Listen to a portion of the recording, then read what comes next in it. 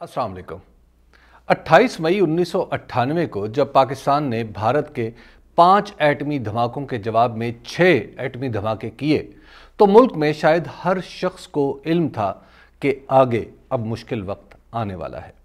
उसकी वजह यह थी कि भारत ने धमाके 11 से 13 मई को किए थे और पाकिस्तान ने इसके 15 दिन बाद।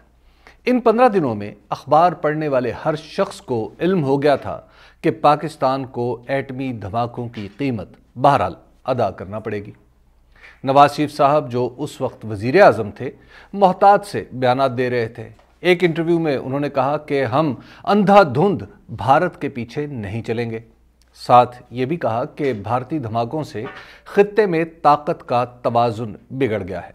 गोया आला तरीन सतह पर भी गोमगो की वो कैफियत मौजूद थी जिससे हर पाकिस्तानी गुजर रहा था। उन दिनों एक राय यह थी कि फौरी तौर पर धमाके करके खुद को भारत का हम पल्ला साबित किया जाए, दंदान शिकन, मुंह तोड़, करार वाकई वगैरह वगैरह किस्म का जवाब देकर उम्मत मुस्लिमा की अजमत रफ्ता को बहाल कर दिया जाए। दूसरी राय यह थी कि दुनिया को तो पहले ही पाकिस्तान के पास एटम बम होने का इल्म है, लिहाजा धमाके न करके दुनिया से मुआशी फ़वाइद उठाए जाए।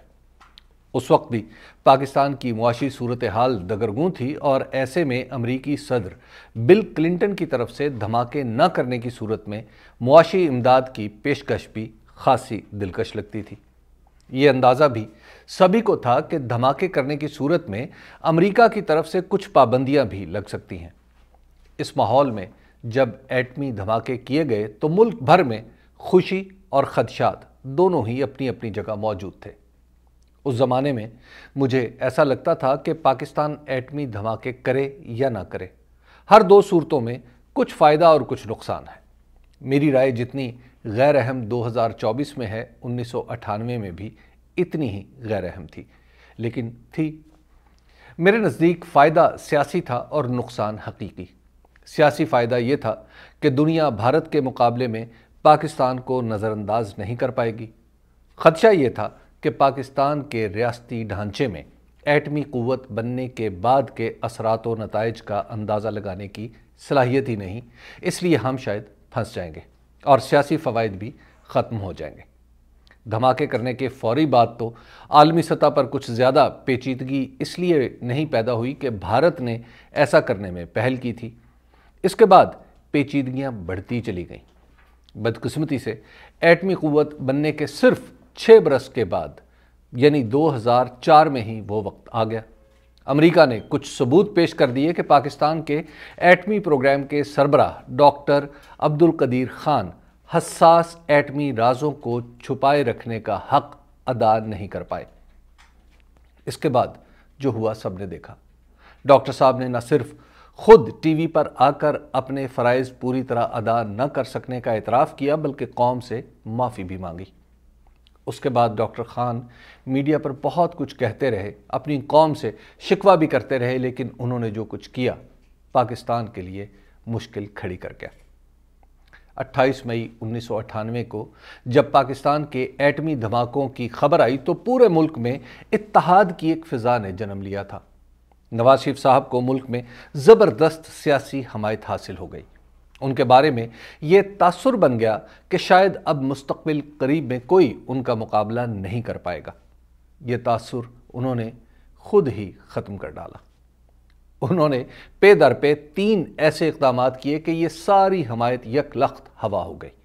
पहला काम तो उन्होंने ये किया कि माली हवाले से सऊदी अरब की गैर मशरूत इमदाद के बावजूद मुल्क भर के बैंकों में खुले डॉलर अकाउंट्स जब्त कर लिए।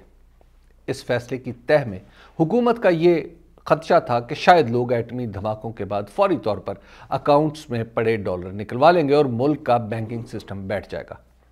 इस फैसले ने पाकिस्तान के मालियाती निज़ाम पर कारोबारी आदमी का भरोसा ख़त्म कर दिया। दूसरा काम जो नवाज शरीफ साहब ने करने की ठानी वो इस्लाम का नफाज था। उन्होंने दस्तूर में ऐसी तरमीम करना चाहिए जो वफाकी हुकूमत यानी वज़ीर आज़म को ऐसी ताकत दे देती कि वो जिस चीज़ को चाहे गैर इस्लामी करार देकर उसे बदल डालें। इस तरमीम का सीधा सा मकसद था कि जनाब नवाज शरीफ खुद को हमेशा हमेशा के लिए امیر المومنین کے درجے پر فائز کرنا چاہتے ہیں۔ یہ ترمیم کر کے وہ ایٹمی دھماکوں کا خراج وصول کرنا چاہتے تھے جو کوئی ادا کرنے کے لیے تیار نہیں تھا، سو انہیں اپنی پارٹی کے اندر سے ہی مزاحمت کا سامنا کرنا پڑا۔ تیسرا کام جو انہوں نے سوچے سمجھے بغیر فرمایا وہ کالا باغ ڈیم کی تعمیر کا اعلان تھا۔ اس ڈیم کا بننا اچھا ہے یا برا، یہ ایک تکنیکی معاملہ ہے، مگر وقت پر نہ بن پانے کی وجہ سے اس وقت تک ایک سیاسی معاملہ بن چکا ہے، اور اس وقت بھی تھا۔ جناب نواز شریف کا خیال تھا کہ ایٹمی دھماکوں کے بعد وہ کچھ بھی کر سکتے ہیں، سو انہوں نے کالا باغ ڈیم بنانے کا اعلان بھی کر ڈالا۔ جیسے ہی یہ اعلان ہوا تو ساتھ ہی خیبر پختونخوا اور سندھ میں احتجاج شروع ہو گئے۔ نواز شریف صاحب کے ان 3 اقدامات کے بعد وہ قوم جو 28 مئی 1998 کو متحد دکھائی دے رہی تھی پھر سے منتشر ہو گئی۔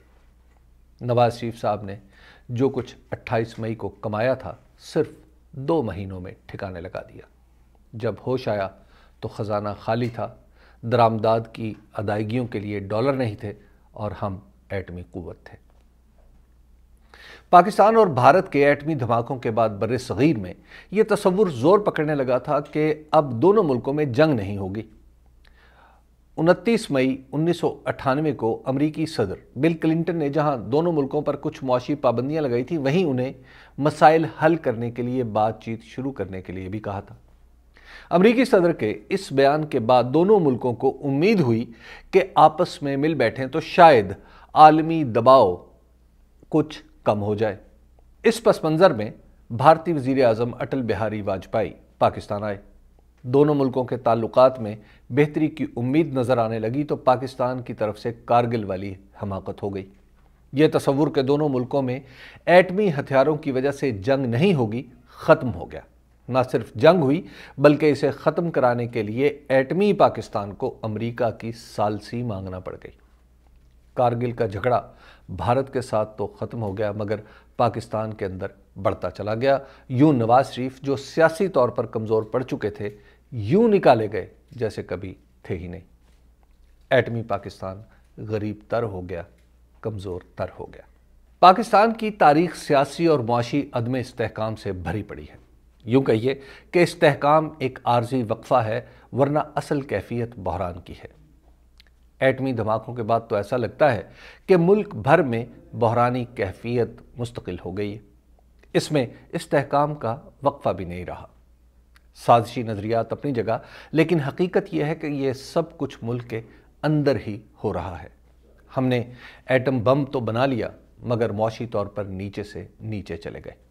جب ایٹمی دھماکے ہوئے تھے تو بھارت کی فی کس سالانہ پیداوار $412 تھی اور پاکستان میں فی کس پیداوار $427۔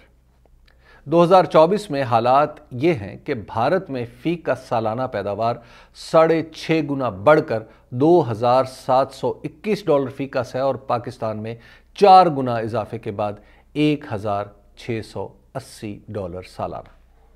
بھارت اپنی معاشی پالیسی خود بناتا ہے اور پاکستان IMF سے قرضہ ملنے پر خوشیاں منانے کا عادی ہو چکا ہے۔ وہ افغانستان جس کے لیے ہم نے دنیا بھر سے دشمنی لیے رکھی، آج ہم اسی پر پاکستان کے راستے بند کر رہے ہیں۔ ہمیں برا تو لگے گا مگر مان لینا چاہیے کہ ہم نالائقوں کا ایسا ہجوم ہے جو اپنی کامیابی کو بھی ناکامی بنا دینے میں کمال رکھتا ہے۔ اس پر مصیبت یہ کہ کوئی سمجھتا ہی نہیں کہ ناکامی کا اعتراف فتح کی امید ہے اور غلطیوں پر اصرار تباہی کا شکوہ۔ وما علینا الا البلاغ۔